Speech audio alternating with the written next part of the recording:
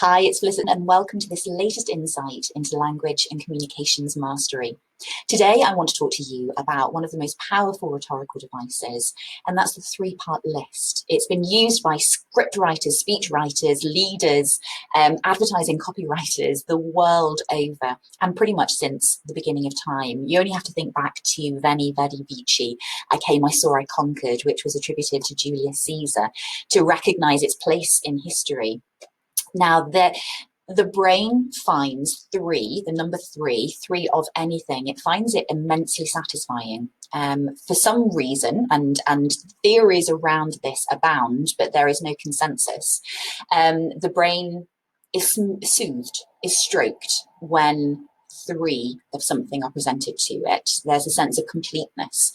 And what that means is that whatever you're including in your message is grounded, better, it's more memorable, it's better received, and usually it comes across as more confidently and more eloquently presented. Now, you can use a three-part list in writing or in speech, so across multiple modes of communication. Think about advertising straplines that are particularly enduring and Rice Krispies, snap, crackle, and pop. Think of the Green Cross Code, stop, look, listen. The brain takes these instructions on board and acts on them. That's why they are so enduring. But don't just think that you have to use them in the most reliable and predictable way.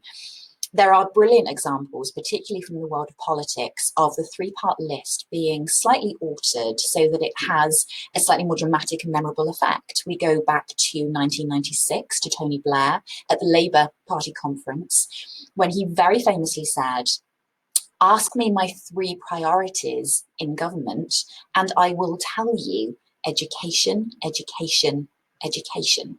So he took the three-part list rhetorical device and repeated the same word.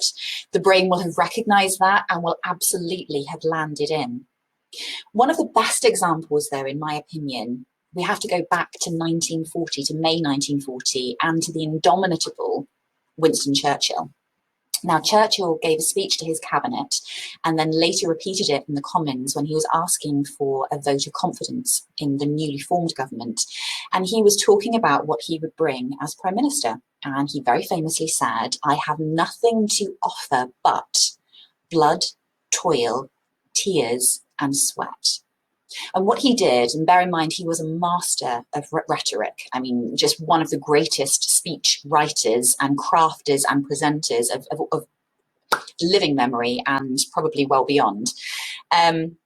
What he did was take a three-part list and extend it so it became a four-part list. But he was very mindful of the order in which he presented that. Blood, toil, tears. If he'd ended on tears, the overall impression would have been emotive, would have been a lack of energy, perhaps a lack of dynamism, but actually he ended on sweat.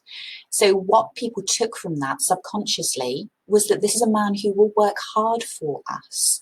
And that was what was needed. It was a confidence generator, a confidence builder for the people that heard it. You know, this is a man who is in this. He knows it's hard, but we can do hard things. So I'm going to leave that there.